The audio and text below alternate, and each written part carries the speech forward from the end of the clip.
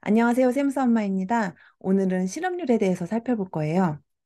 뉴스에서 실업률 얘기는 정말 빠지지 않고 등장하는 거죠. 근데 현실에서 내가 느끼고 있는 실업률, 주위 사람들을 봤을 때 실업률과 기사에서 말하는 실업률이 되게 많이 달라요. 그래서 이거는 왜 이렇게 다른 건지 우리가 자세히 한번 꼼꼼하게 살펴보겠습니다. 오늘 공부할 내용은 이렇게 여러 가지가 있고 마찬가지로 신문 기사를 보면서 정리를 해볼게요. 자, 실업률이라고 하면 뉴스를 보게 되죠. 그 실업률이라는 게 우리가 생각하고 있는 것과 얼마나 다르게 나타나는지 한번 보세요.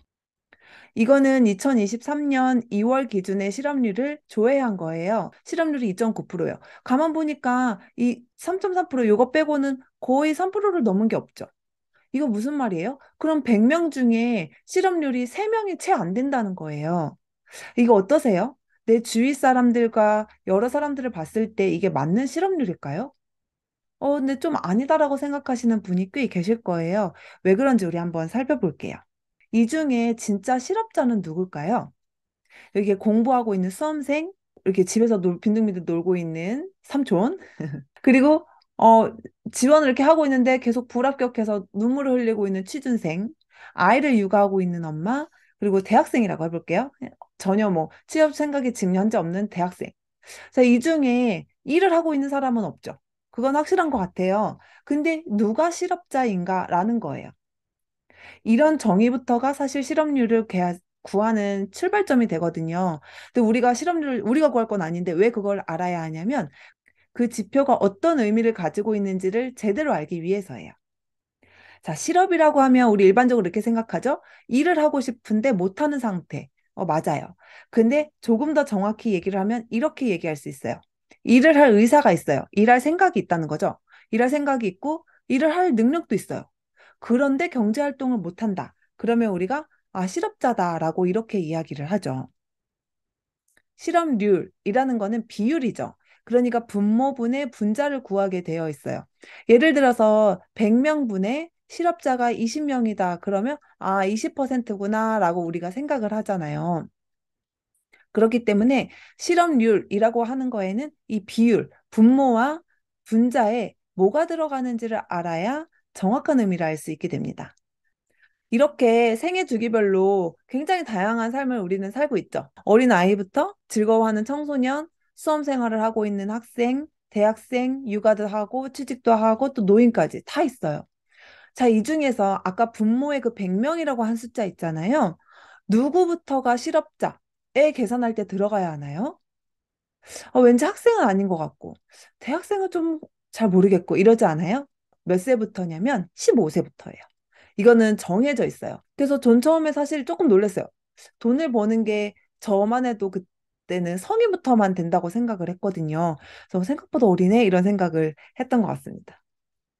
실업률을 구하기 위해서는 이렇게 인구를 나누어요. 15세 이상 인구부터 시작을 하거든요. 15세 이상 인구 중에 일할 의사, 그러니까 일할 생각이 있고 또 일할 능력이 있는 사람으로 한 그룹 나누고요. 일을 할 의사가 없거나, 그러니까 일할 생각이 별로 없어요. 그리고 일을 할 능력이 없거나, 둘 중에 하나만 없으면 이렇게 연두색으로 나누어요. 이 주황색 인구를 취업자와 실업자로 분류를 하게 됩니다. 그러니까 다시 말하면 아까 실업자가 뭐라고 그랬죠? 일을 할 의사가 있고 일을 할 능력이 있는데 경제 활동을 안 하고 있는 사람을 실업자라고 했잖아요. 그러니까 일할 생각이 있고 일할 능력도 있고 일을 하고 있으면 취업자.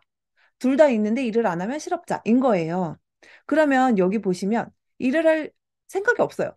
또는 일을 하고 싶어도 능력이 없어요. 이런 둘 중에 하나만 충족을 하면 우리는 비경제활동인구. 그러니까 경제활동을 안 한다라고 해서 안일빌자를 써서 비경제활동인구라고 불러요. 자, 그러면 이 주황색은 뭐라고 부르냐면 경제활동인구라고 불러요. 여기 밑에 연두색에서 안일빗자만 뺀 거죠. 자, 그러면 이 비경제활동 인구와 경제활동 인구를 합쳐서 뭐라고 부르냐면 경제활동이 가능한 인구다라고 해요. 그 가능을 우리는 몇 세부터 보냐면 15세부터 본다라는 의미인 거죠. 자, 그러면 이렇게 나누는 것까지 알았어요. 그 다음에 여기서 실업률을 그럼 어떻게 구하냐는 거예요. 실업률은 바로 이렇게 구합니다. 여기 경제활동 인구만 가지고 이야기를 하거든요. 그래서 경제활동 인구 중에 실업자, 우리가 실업률을 구할 때 써요. 경제활동, 주황색 중에 빨간색 실업자, 노란색과 빨간색을 더한 거죠. 그러니까 취업자랑 실업자를 다 더해보고 분자에 실업자를 얹으면 실업률이 나오는 거예요. 저희가 나름대로 이 색깔을 섞으면 주황색이 되는 그런 식으로 고려를 한 거랍니다. 근데 여기서 중요한 건 사실 이 일할 의사예요. 그러니까 일을 할 생각이 있다는 거죠. 이거는 우리가 어떻게 파악을 하냐면 나중에 뒤에서도 또 나오겠지만 적극적인 구직 활동을 하느냐 안 하느냐로 나뉘어요.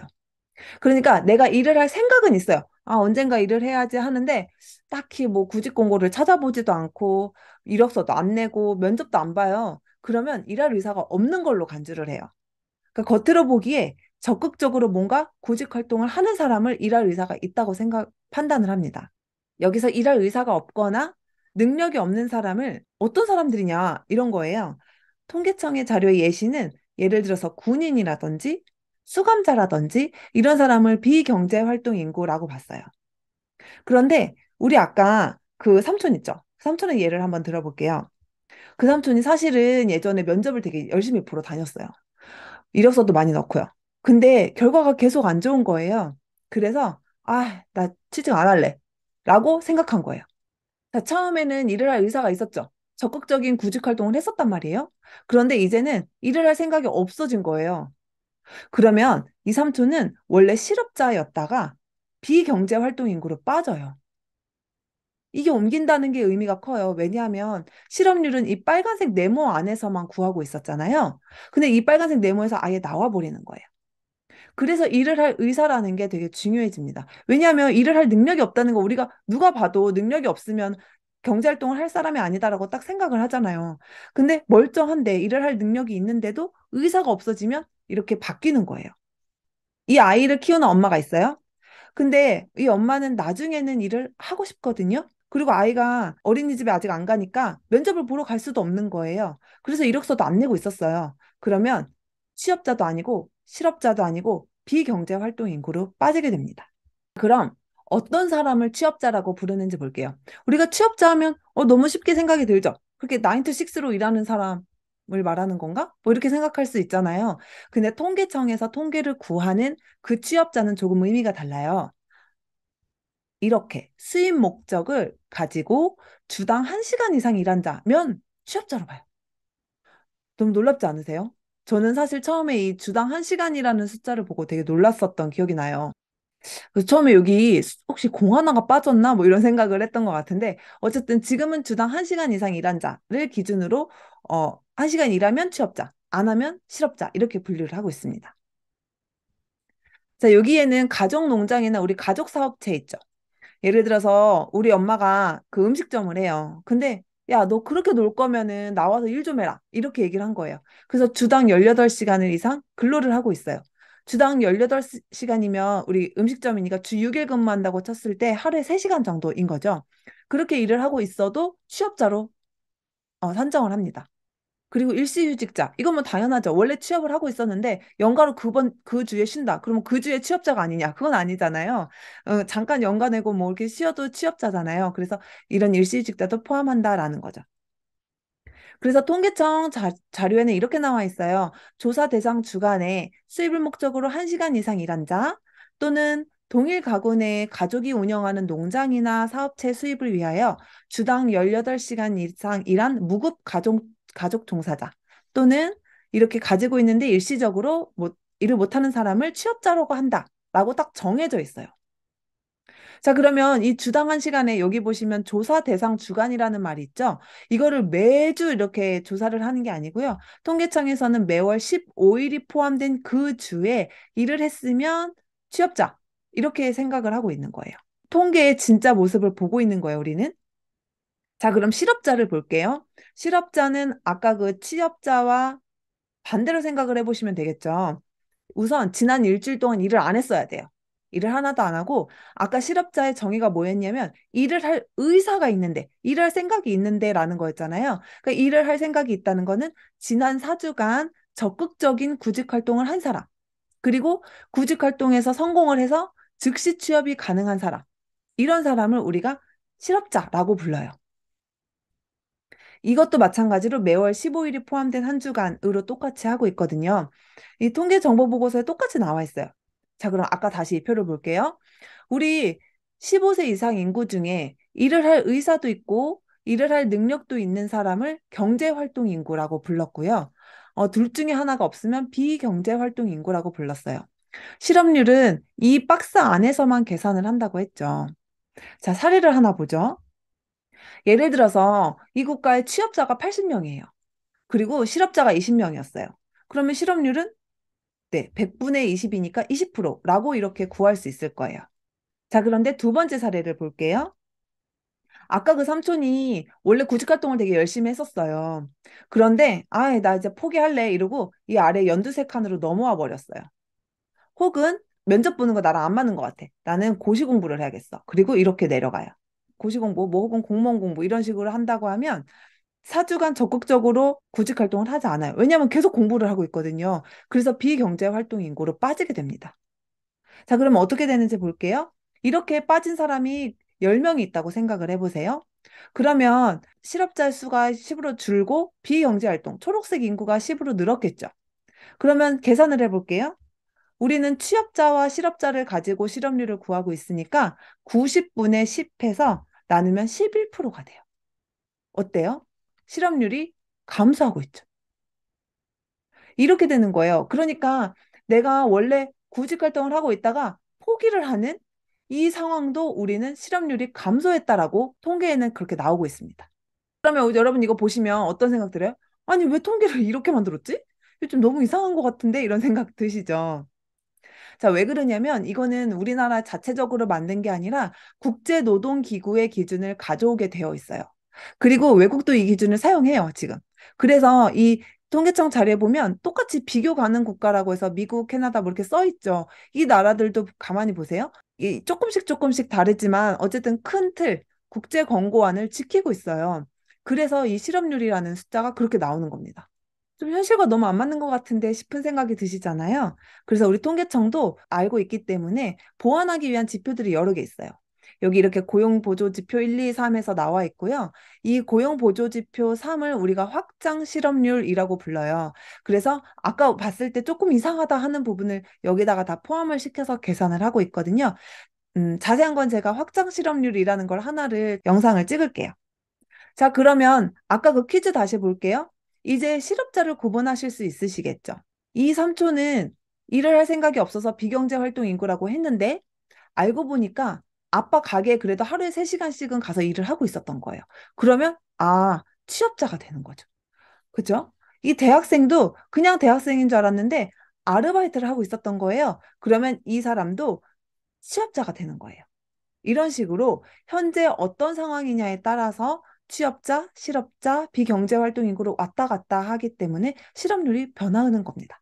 자, 실업률 통계는 아까 말씀드린 것처럼 매월 15일이 있는 일주일 동안에 딱 픽스가 되어 있어요. 그래서 그때 조사를 하고 이때 조사하는 이름은 경제활동 인구 조사라고 해요. 우리 아까 그 경제활동 인구라는 표현이 있었죠. 그래서 그렇게 조사를 하고 신문상에서는 고용 동향이 발표되었습니다라고 이렇게 얘기를 해주고 있어요.